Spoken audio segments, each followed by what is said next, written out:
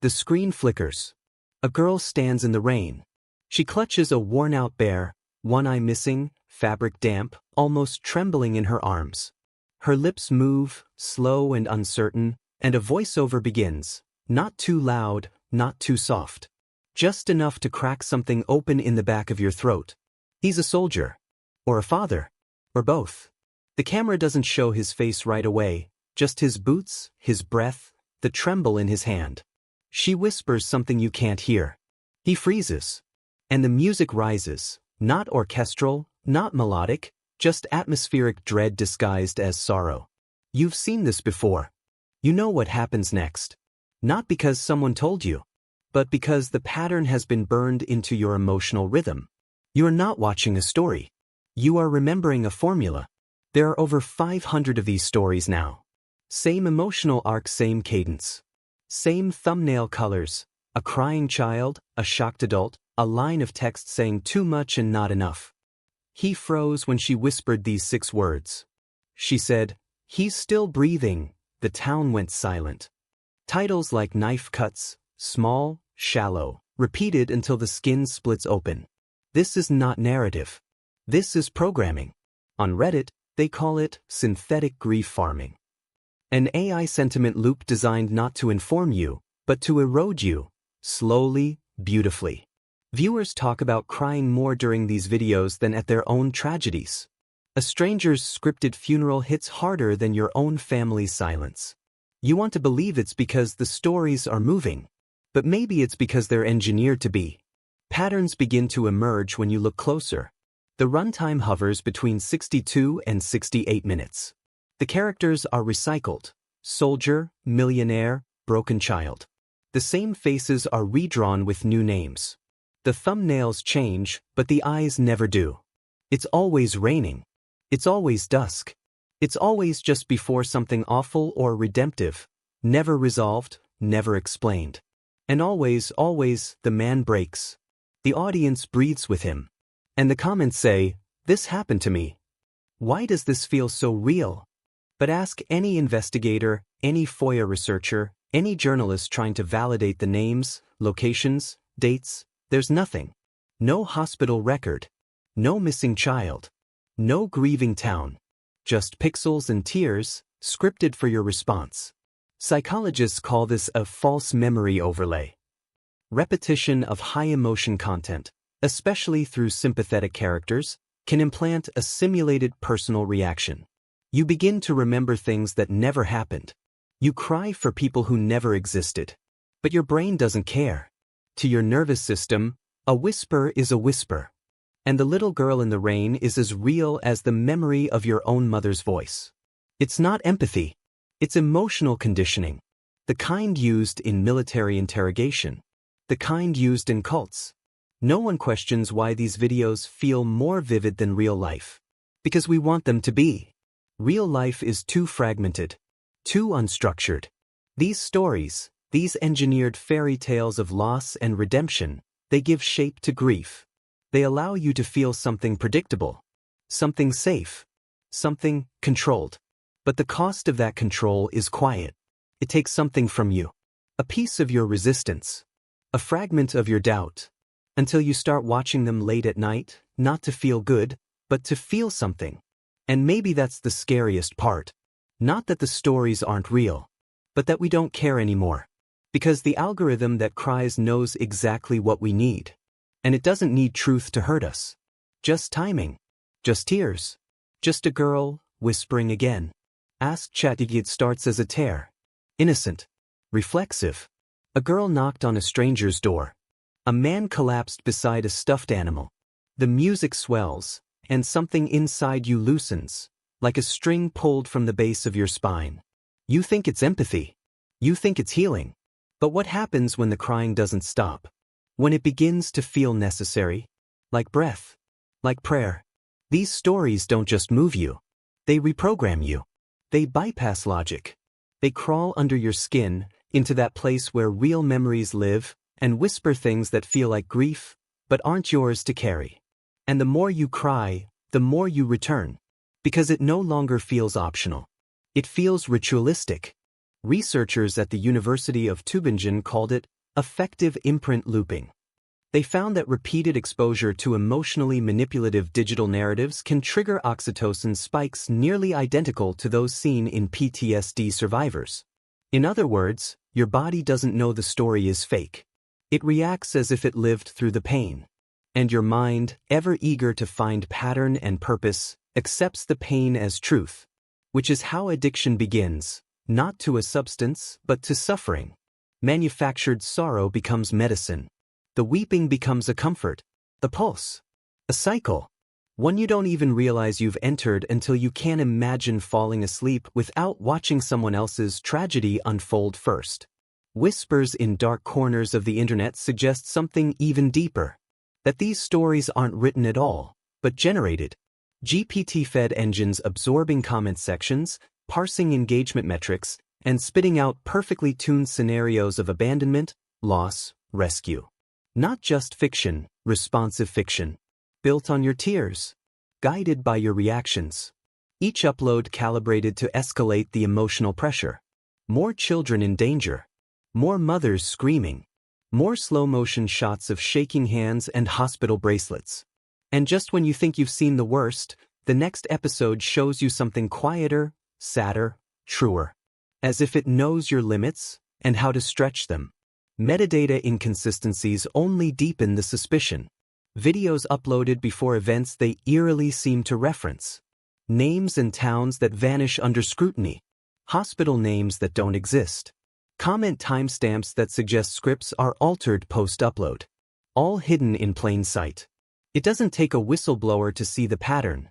It takes someone brave enough to admit the pattern is working on them.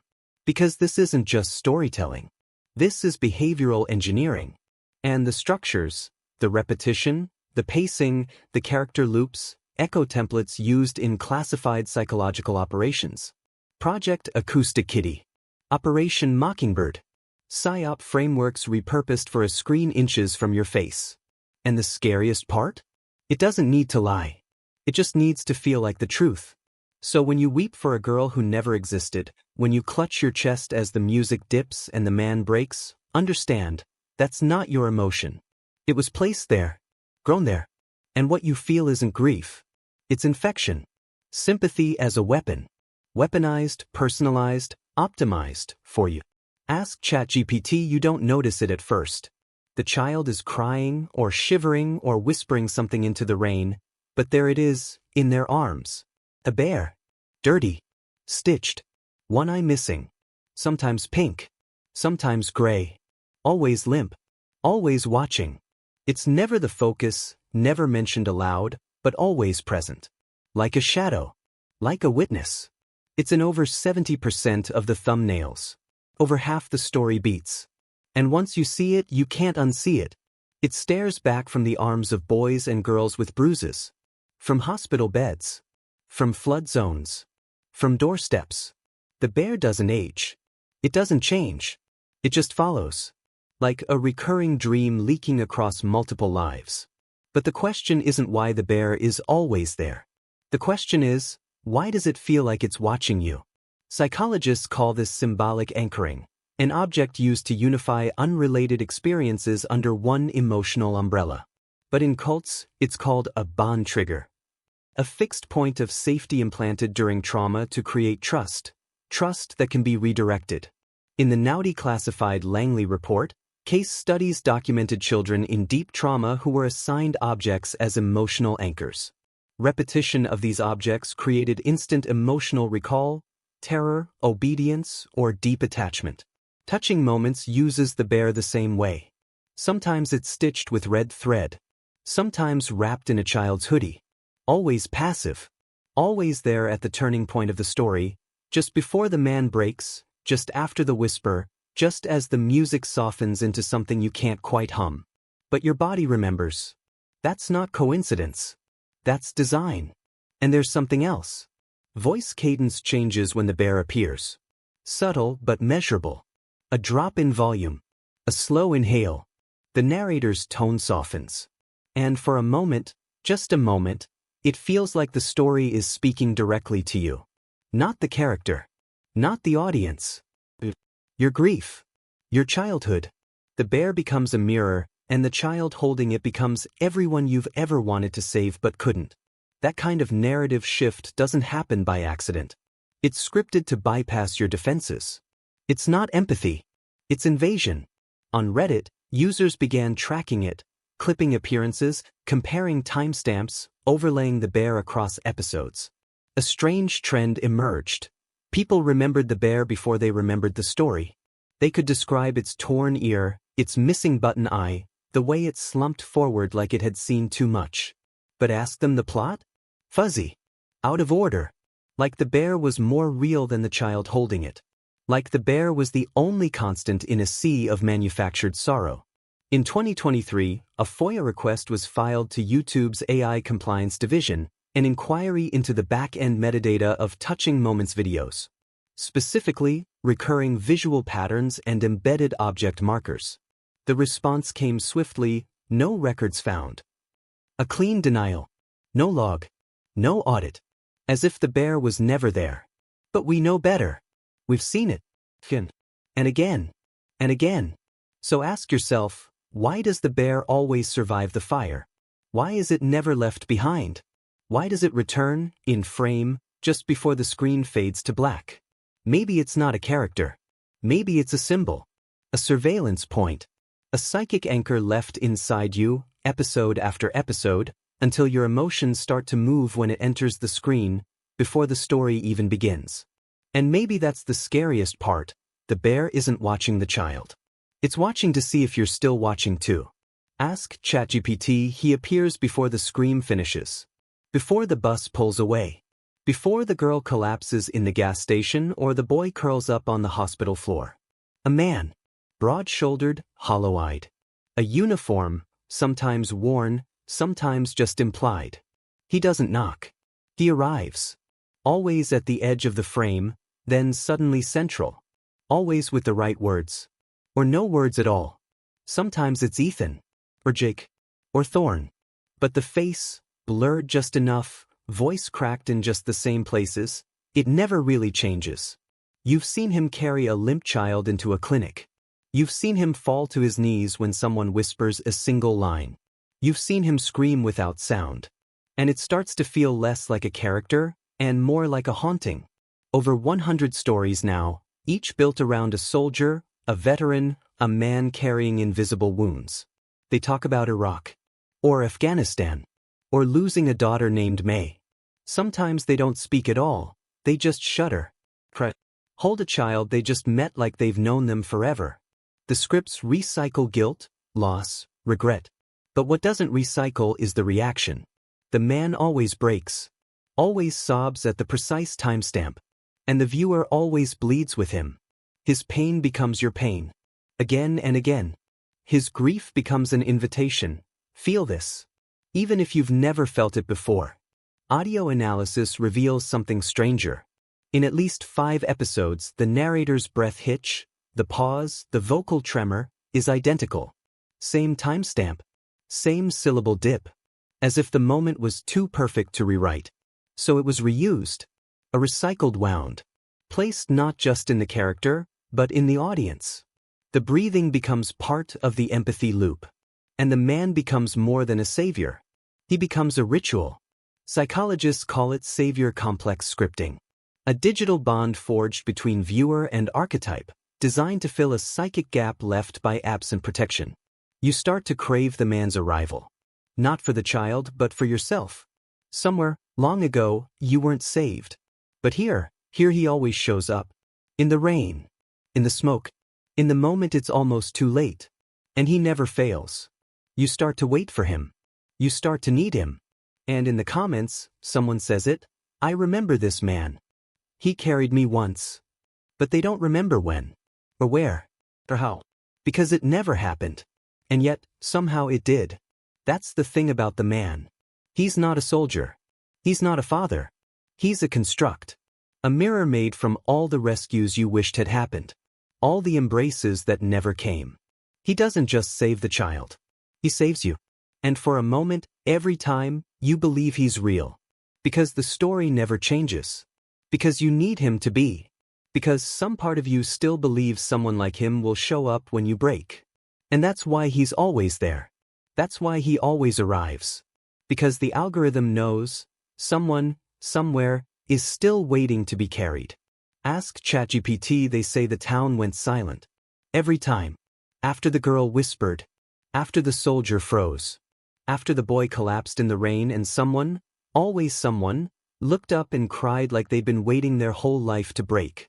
The town always falls quiet. No sirens. No reporters. Just silence. Like the air itself is holding its breath. But where is this town? No name. No state. No timestamp. Try to search. Try to match a single hospital record, a death certificate, a local news story. Nothing. You'll find stock images. Recycled streets. Voices that seem to echo from the same chamber, no matter the face. You're not looking at a town. You're inside a constructed silence. A digital trance that knows exactly how to still your breath, freeze your chest, and make your tears feel earned. But they aren't. Archive investigators have tried. Dozens of FOIA requests filed for names like Ava, Carter, Thorne. No matches. Hospitals cited don't exist. No emergency services recorded. And yet you swear you felt it. The scream, the stillness, the moment when the whole town collectively breaks.